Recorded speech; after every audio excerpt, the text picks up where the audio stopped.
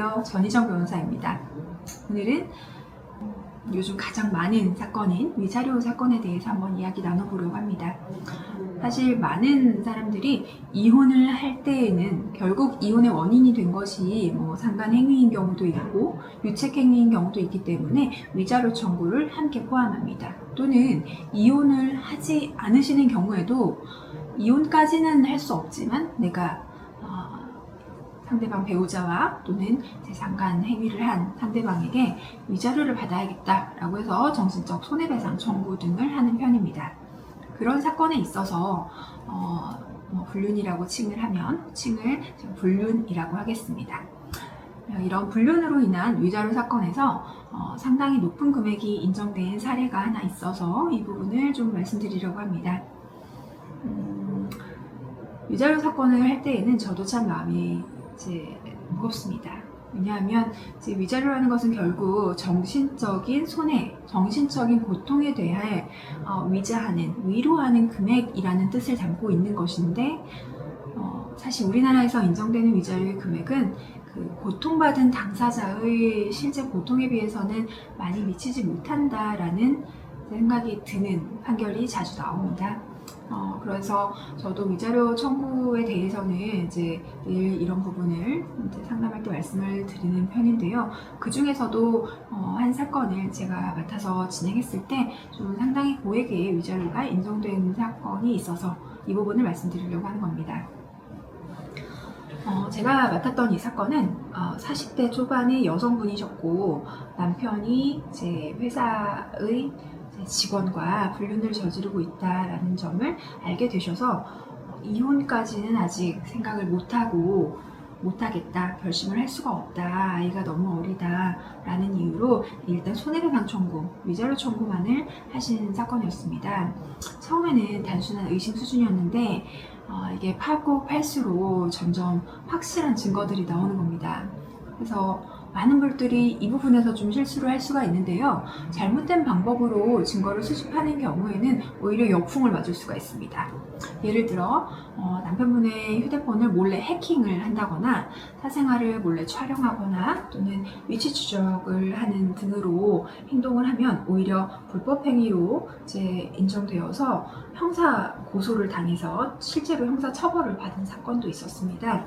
그리고 그 형사 처벌에 따라 상대방으로부터 오히려 불법행위에 대한 위자료 손해배상 청구 소송을 당하는 경우도 있습니다. 그렇기 때문에 이 부분은 조금 주의를 하셔야 됩니다.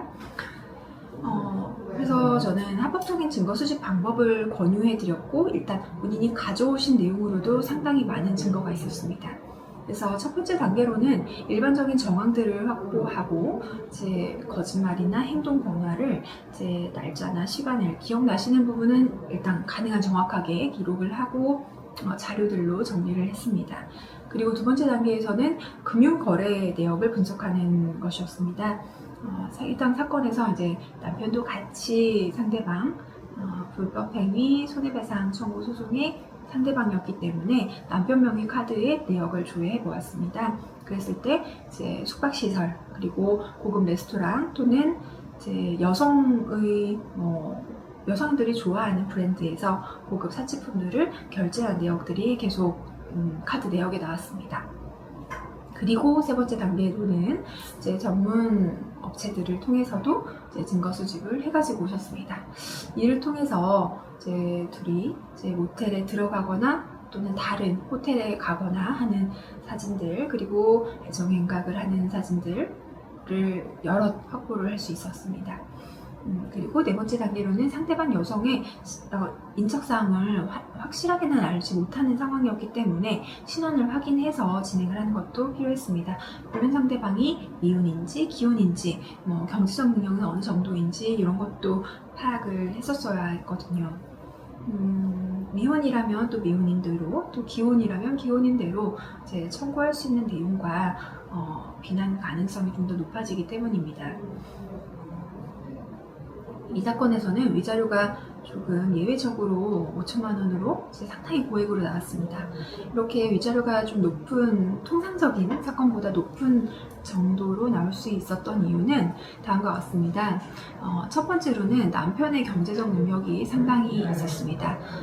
연봉이 약 2억 원 이상인 전문직 종사자였기 때문입니다. 그리고 또 이 부정행위의 기간이 상당히 길었고요. 매우 상호 간에 매우 적극적이고 지속적인 관계였음이 자료들로 확인이 되었습니다. 2년 이상이었다라고 하자면 사실은 이 의뢰인분의 아이를 임신하고 낳고 조리원에 가는 기간을 포함해서 이런 일들이 벌어졌던 것입니다. 그래서 당사자가 느꼈던 정신적인 고통이 더 컸다는 점도 상당히 강조를 했습니다. 또 이로 인해서 의뢰인분이 받은 정신적 피해가 정말로 심각했습니다. 아이를 낳고 아이를 기르고 조리원에 가고 하는 부분에 있어서 상대방의 불륜행위, 배우자의 불륜행위, 그리고 상대방의 불륜행위가 굉장한 스트레스와 고통을 주었기 때문에 결국은 우울증 진단도 받았고요. 치료도 지속적으로 받으셨기 때문에 그런 우울증 진단서, 치료 기록 다 제출을 했습니다. 또 상대방도, 부정행위의 상대방도 기혼자였기 때문에 책임 소재가 명확했습니다. 해당 사건에서 기억해 하셔야 될 포인트들을 좀 짚어드리고 마무리하겠습니다. 증거 수집은 가능한 합법적인 방법으로 하셨으면 좋겠습니다.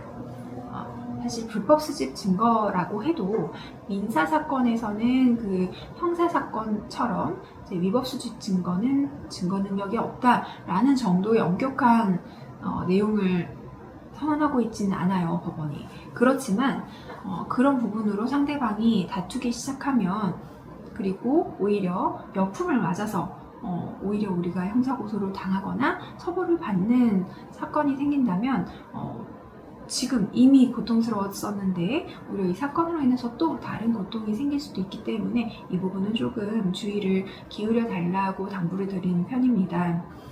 이 부분에 대해서는 제가 다시 한번 다른 영상으로 좀 팁들을 정리해 드리겠습니다.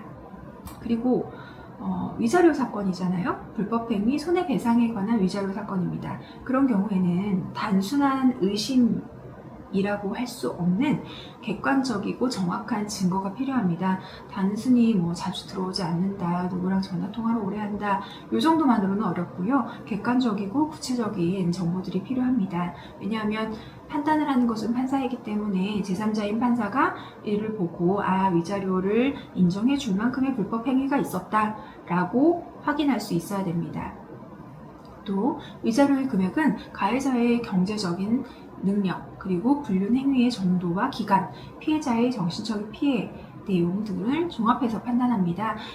이 금액에 관해서는 사실심의 전속 관할이라고 하는 것이 확립된 판례이기 때문에 판사를 잘 설득하는 것이 아주 중요한 포인트입니다. 그래서 불륜 위자료 사건에서 가장 중요한 것은 그 타이밍과 전략이라고도 할 수 있겠습니다. 자, 여기까지 불륜 사건 그리고 위자료 사건에 관한 내용들을 상수 사례로 한번 소개해 드렸고요. 다음번에는 양육권에 관련된 상수 사례로 찾아보겠습니다. 구독과 좋아요 부탁드립니다. 감사합니다.